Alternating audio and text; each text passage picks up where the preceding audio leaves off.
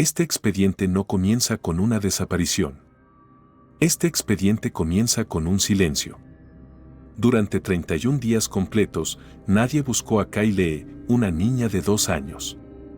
Ni la policía, ni los vecinos, ni su propia madre. Durante ese tiempo, Casey Anthony continuó con su vida. Sonrió. Fue a fiestas. Compartió fotografías. No había una niña. Pero la vida seguía fluyendo. En los expedientes, el momento más peligroso no es el de las crisis que gritan. Es el de los momentos en los que parece que no pasa nada. Porque el silencio, muchas veces, oculta la verdad. Yo soy el detective Álvarez. Durante años he trabajado con expedientes que no analizan la desaparición, sino la indiferencia. Y sé esto. Si una madre no busca a su hijo, la verdadera pregunta del expediente no es ¿dónde? La verdadera pregunta es esta. ¿Cómo puede una persona cargar con la verdad durante tanto tiempo? El silencio, muchas veces, dice más que el ruido. Porque el ruido produce una reacción. El silencio, en cambio, puede ser una elección. Cuando Caylee Anthony desapareció, lo primero que llamó la atención no fue la ausencia. Lo que llamó la atención fue que la ausencia fuera ignorada. Normalmente, cuando un niño desaparece, el tiempo se comprime. Se cuentan los minutos. Los teléfonos no dejan de sonar. Se golpean las puertas. Las personas se aferran unas a otras. Aquí no ocurrió así. El calendario avanzó. Los días pasaron. Las fiestas continuaron. Se publicaron fotografías. Las sonrisas siguieron. Pero una niña seguía sin estar. En este tipo de expedientes, primero observo esto. ¿Por qué algo sigue pareciendo normal? Porque la continuidad de lo normal, a veces, es la desviación más grande. En los primeros días tras la desaparición de su hija, Casey Anthony era vista por su entorno como una joven común. Se reunía con sus amigos. Salía de noche. En su círculo social no había pánico. Ni búsqueda. Ni lenguaje de pérdida. Nadie preguntaba por Kaylee. Nadie cuestionaba por qué Casey andaba sola. Esta es la primera fractura silenciosa del expediente. Hay una niña ausente. Pero nadie siente la falta. En condiciones normales, una madre carga la ausencia de su hijo en el cuerpo. La percepción del tiempo cambia. Los movimientos se desordenan. El tono de la voz se quiebra. La atención se fragmenta. Aquí esas señales no existen.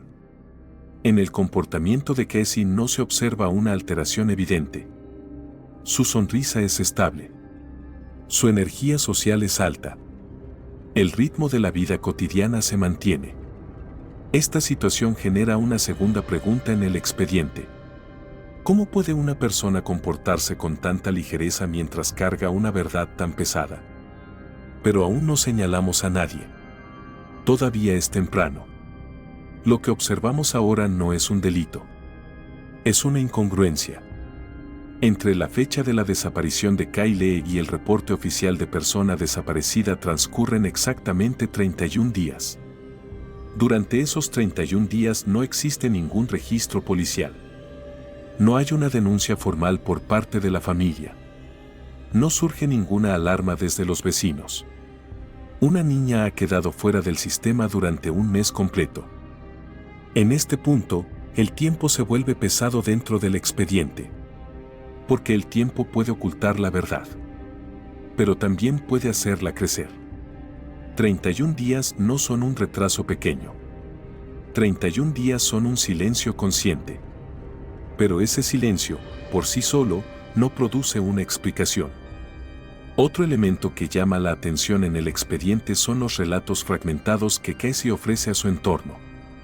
Se afirma que Kaylee estaba con distintas personas. Aparecen historias de niñeras. Las direcciones cambian. Los nombres se desplazan. Los horarios no coinciden. Cada relato parece producir una pequeña dirección. Pero los relatos no se superponen entre sí. La línea de tiempo se fragmenta. Las conexiones quedan incompletas. Este tipo de relatos en los expedientes tiene dos significados posibles. O la memoria está desordenada, o la verdad ha sido fragmentada de manera consciente. Pero todavía no hay suficientes datos para distinguirlo. El panorama que vemos ahora es claro. Una niña está desaparecida. Una madre continúa con su vida. El entorno ha normalizado esta situación. Estos tres elementos no avanzan en la misma línea. Y el área peligrosa del expediente se abre exactamente aquí. Porque cuando una sociedad deja de cuestionar un comportamiento durante mucho tiempo, ese comportamiento se vuelve invisible. Y la invisibilidad es uno de los escudos más poderosos que protegen la verdad. En este punto, las siguientes preguntas comienzan a ganar importancia. ¿Cuándo fue vista Kaylee por última vez? ¿Por quién? ¿En qué condiciones? Pero las respuestas no son claras. Los testimonios son borrosos. Los intervalos de tiempo no coinciden. Los recuerdos no se apoyan entre sí. Hay una niña, pero no hay un último momento. En los expedientes, los momentos más riesgosos son aquellos en los que este tipo de vacíos se acumulan. Porque a medida que los vacíos crecen, la verdad se entierra más profundo. Y ahora es necesario observar esto.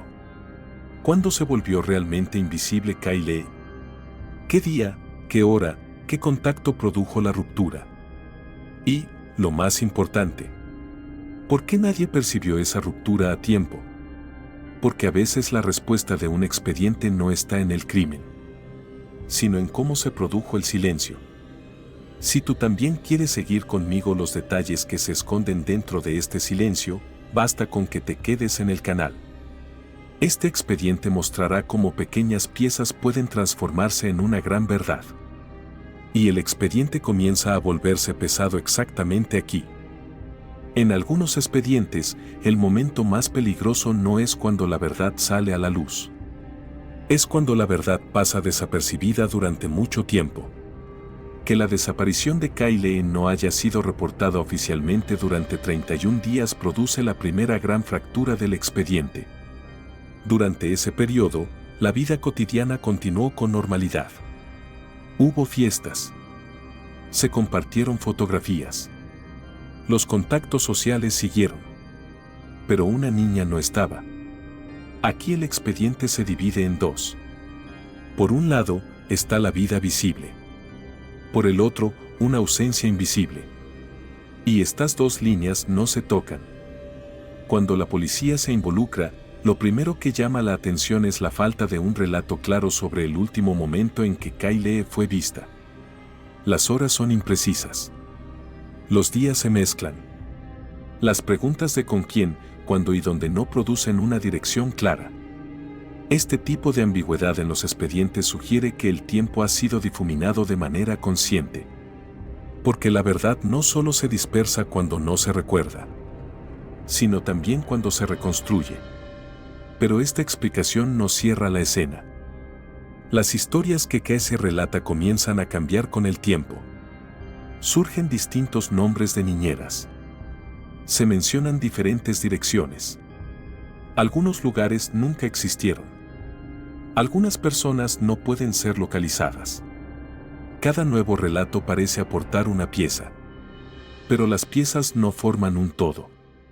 Por el contrario, se debilitan entre sí. Esto produce una segunda fractura en el expediente.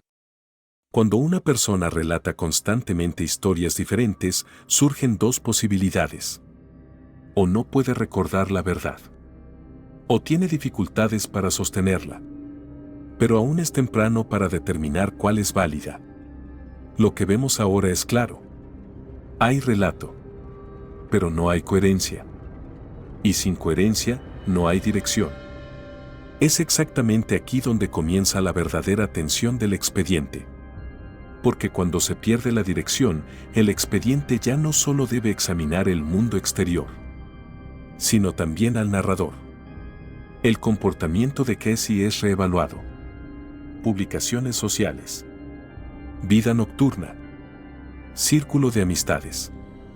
Imágenes de cámaras. El panorama que surge no coincide con el comportamiento esperado de una madre con un hijo desaparecido. No hay pánico. No hay búsqueda. No hay sensación de urgencia temporal. En cambio, hay continuidad. Esta incongruencia produce una tercera fractura. Cuando una persona sufre una pérdida grave, el cuerpo no puede ocultarlo. Aparecen microreacciones. La rutina se altera. La energía disminuye. Aquí esas señales no aparecen. Pero esto, por sí solo, tampoco es un delito. Solo refuerza esta pregunta. ¿Puede una persona actuar como si hubiera una pérdida sin haberla vivido realmente? Esta pregunta traslada el expediente al terreno psicológico. Pero la psicología no es una prueba. Produce dirección, pero no produce cierre. Por ello, la policía se orienta hacia los datos físicos. Se examinan los objetos personales de Kyle. Juguetes. Ropa. Espacios de uso diario. Se observa que algunos objetos no han sido utilizados desde hace tiempo. Pero esto no genera una fecha concreta. Solo indica que la ausencia ha crecido en silencio. Los vecinos son entrevistados nuevamente. Nadie puede afirmar haber visto a Kyle con claridad en los últimos días. Los recuerdos son difusos. Los tiempos no coinciden. Hay una niña, pero no hay un último testigo. Estos vacíos son las zonas más riesgosas en los expedientes. Porque sin testigos, el tiempo colapsa. Cuando el tiempo colapsa, los escenarios se multiplican. Pero esta no es la decisión final. Surge un nuevo detalle. Se confirma que algunos nombres y direcciones proporcionados por Casey no existen en la realidad. Esto genera, por primera vez, una inconsistencia concreta. Ahora el problema ya no es solo el comportamiento. La información también comienza a descomponerse. Y el expediente se acerca silenciosamente a un nuevo umbral. Porque cuando una persona inventa historias para ocultar la verdad, esas historias, en algún punto, no pueden sostener su propio peso. Pero todavía no es visible dónde ni cómo se producirá esa ruptura. El expediente se vuelve más pesado. El silencio continúa. Pero ya no produce seguridad. Produce tensión. Y la pregunta principal ahora es esta. ¿Cuándo se romperá este silencio? En algunos expedientes, la ruptura no llega con un estruendo. Se acumula en silencio. Un nombre resulta falso. Una dirección no existe. Una historia se retrae. Y la base del relato comienza a colapsar lentamente. Cada nuevo detalle que Casey aporta no aclara el expediente. Genera un nuevo vacío. Esto desplaza el foco de la investigación desde el exterior hacia el interior. Ya no solo está la pregunta ¿dónde está Kyle? También está la pregunta ¿por qué este relato no puede sostenerse? Porque cuando una historia cambia constantemente, la verdad permanece estable. Y esa verdad estable se encuentra en un punto que todavía no es visible. En esta etapa, el expediente deja de esperar. Se intensifican los detalles. Se profundizan los controles cruzados. La línea de tiempo se estrecha.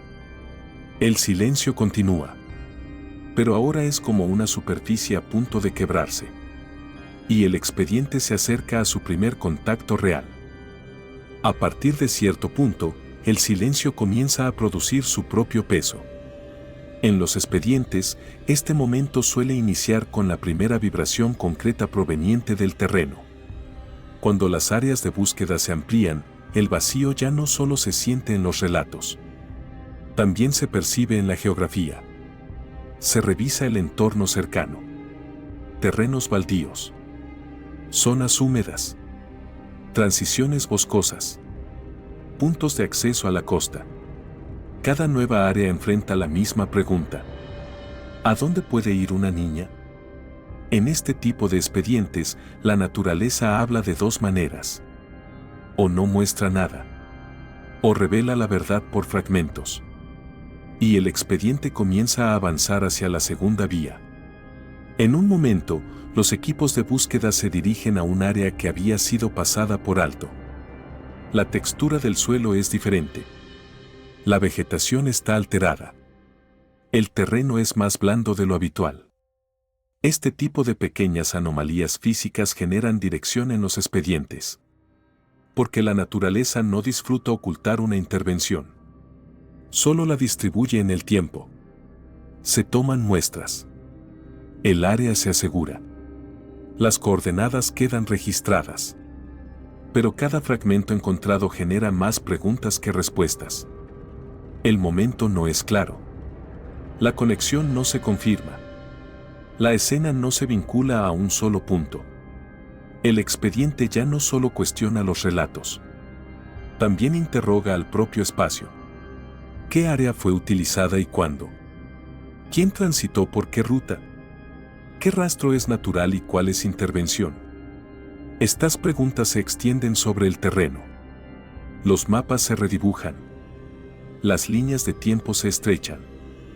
Pero la claridad aún está distante. Porque incluso cuando se encuentra un rastro físico, todavía no se sabe cómo se produjo. ¿Fue un contacto?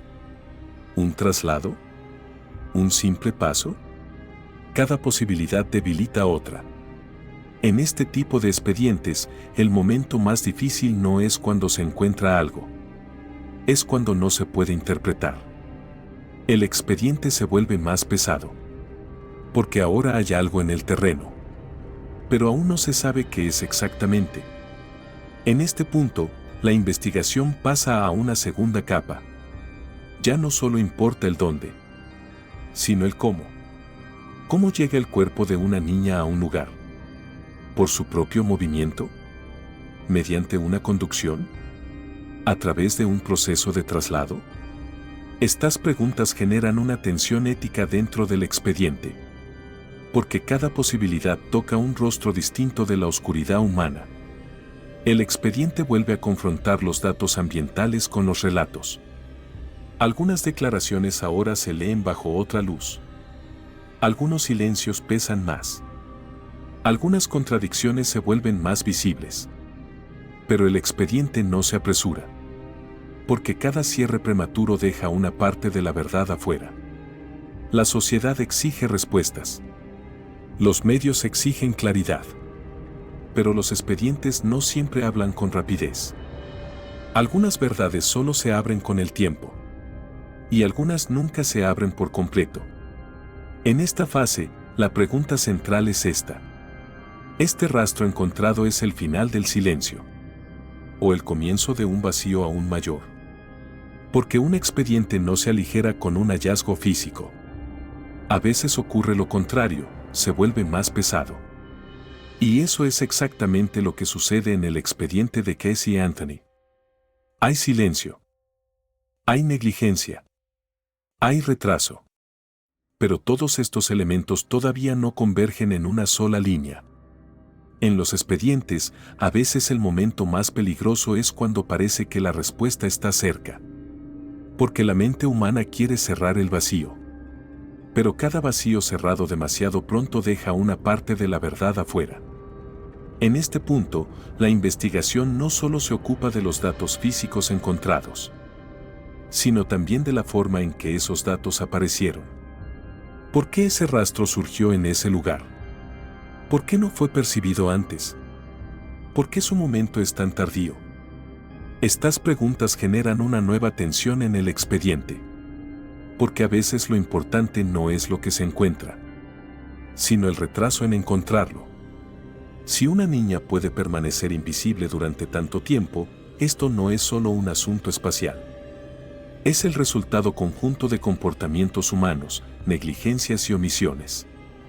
Que algo no esté a la vista no siempre significa que esté oculto. A veces simplemente significa que no fue mirado.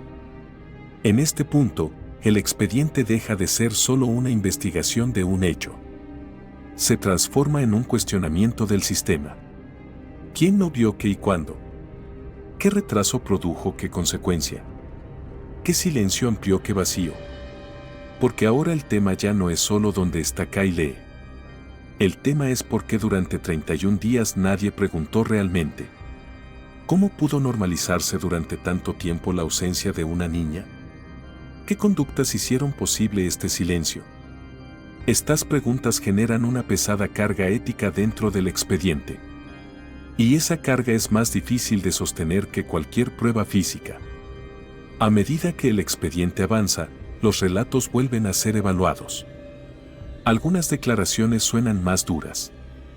Algunos silencios hablan más fuerte. Algunos retrasos ya no parecen casuales. Pero todavía no hay una única línea clara. Hay fragmentos. Hay indicios. Pero el todo aún no se ha formado. Y por eso este expediente no puede cerrarse con prisa. Porque a veces acercarse a la verdad no significa verla de inmediato. A veces solo empiezas a distinguir con mayor claridad la forma de la oscuridad. Y en el expediente de Casey Anthony, la forma de esa oscuridad ya comienza a hacerse visible. Pero todavía no está completamente iluminada.